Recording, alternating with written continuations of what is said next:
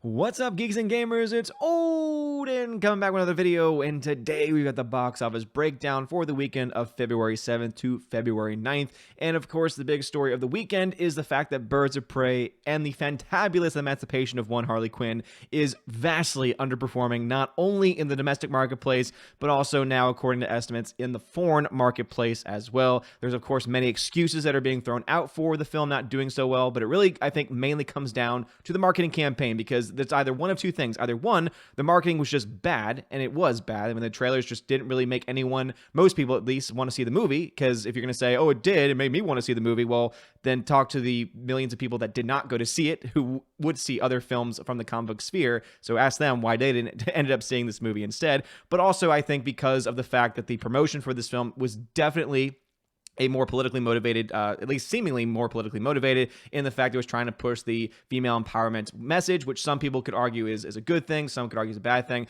Personally, I think that when you just go ahead and just make it so on the nose of what you're trying to do and how you're trying to push a narrative, it's going to push a lot of people away, especially when you have people like Ewan McGregor coming out there saying, oh, this is a feminist movie and it tackles misogyny and all this other stuff.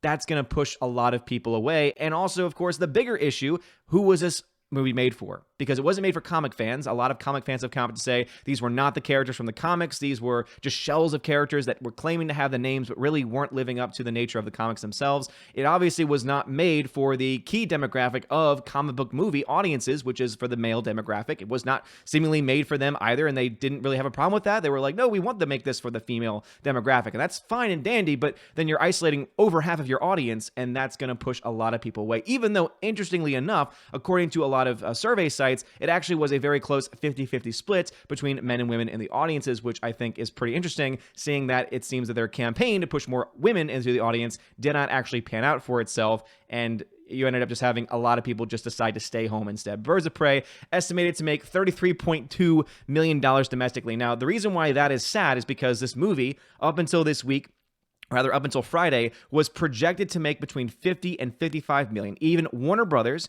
in their conservative estimates, because for those that don't know, studios put out estimates as well, and they're always on the lower end. They always like to have a more conservative estimate, because when it overperforms or does as well, then they can spin it that way, saying, oh, well, it did as well as expected, even though industry experts had it making much more. Or if it does make more than their conservative estimate, they can say, oh, look, it overperformed on our estimates. This movie underperformed a great deal. Again, from $45 million conservative estimate from Warner Brothers, it made 33.2, which is even worse than the industry update, because remember, the industry changed. On Friday, they were like, oh my gosh, this movie is actually not doing nearly as well. It's going to make $33.5 million. So therefore, the film actually came in underneath even that correction at 33.2. So it made even less than what was expected. It came out also at a crazy amount of theaters, 4,236 theaters that it came out domestically. 33.2 million divided among those is not a very good theater to, a price to theater ratio. And it explains why a lot of people have been sending pictures, and these pictures actually do seem to paint the narrative that not a lot of people were in those screens. There were a lot of half-empty auditoriums in theaters,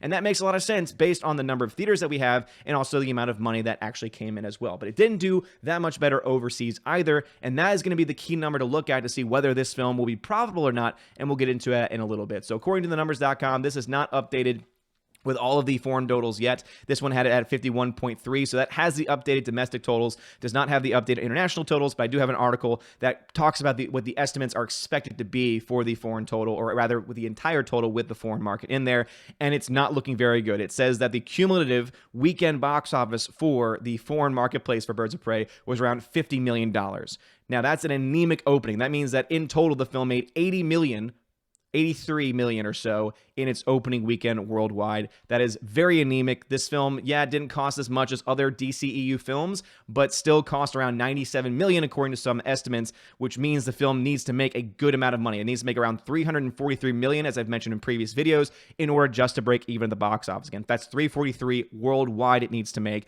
and I just don't think that that's going to happen, and we'll dive into that in a little bit. But 1917, talking a little bit more about better films that are doing much better. 1917 is profitable profitable, making now $263 million. This number will update throughout the day because it is still pretty early, but this is the reason why I love almost every studio that's not Disney. They don't hold on to their numbers. Disney is notorious for holding on to their numbers. Usually they're released around 11 a.m. Eastern time. Disney always would wait until noon, 1 o'clock even, especially if the numbers weren't what they wanted, and it's just, oh my God, it drives me crazy. Warner Brothers, though, actually put it out about 30 minutes early, which just goes ahead to show you that they obviously understand this movie is not doing very well. It potentially could be a box office bomb for their company. We don't really have that information just quite yet, because we do need to wait for those second weekend numbers to see if this is going to drop. It does also have a holiday weekend with President's Day coming up next weekend, where maybe, just maybe, it could do a little bit better, perhaps. I strongly doubt it, but we'll, again, cover that next weekend. Doolittle, even though it's still making some money, not making enough to make up for that over $150 million loss that it will end up being. It is exciting, though. The Gentleman, which has gotten very good reviews, especially from a lot of people that I trust, $54.8 million, means this film is about a day away from profitability. Well, that's very awesome that Guy Ritchie made this movie, that it got attacked and lambasted by critics for being too offensive. Glad to see this film in the red, or rather in the black now at this point in time. It's still, like, according to my estimates, around negative $80,000 or so. So this film definitely is going to be profitable over the next couple of days. And then The Turning, still a horror film that actually might not make its money back, which is a very rare thing, because normally horror films are just easily able to make their money back, but The Turning is still not making a whole lot here domestically, or let alone overseas. Does not look very good. But as you can see, the box office coverage for this movie, Birds of Prey, it's interesting because before this weekend, around Thursday or so, the spin was in for this movie. They were saying, oh my gosh, it flies into the box office at $4 million. They were even spinning the fact that it had a $4 million opening Thursday, saying that's only a couple million behind Shazam, and it's going to be fine. But then once those estimates started to trickle in, once those actual numbers started to trickle in on Friday, all of a sudden, every website, Deadline, Hollywood Reporter, every single one, Forbes.com, started the articles coming out with the headlines, Birds of Prey, flounders, Birds of Prey, grounded, as it says here, among many other headlines. And it was just amazing to see that change happen. And I always love to see that happen, because when the media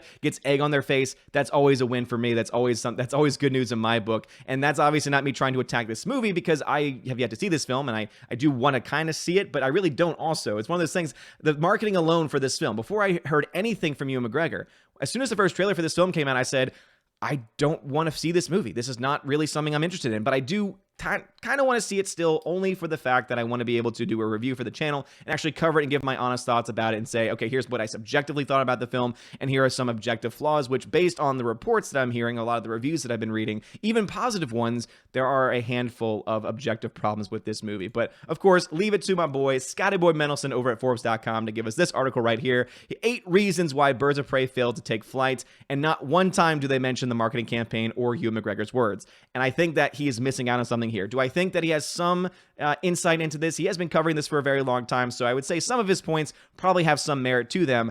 However, he does leave out a major aspect, which we have seen in many films. Going back to Ghostbusters 2016, there is a certain element that, when pushed in trailers and when pushed in the media, pushes audiences away from going to see those movies. And I think that that is exactly what's going on here, is the fact that almost all the men, according to the reviews that I've been reading and hearing about, almost all the men, maybe not every single one of them, but about 99% of the men are seen as bad or weak or misogynistic in some way.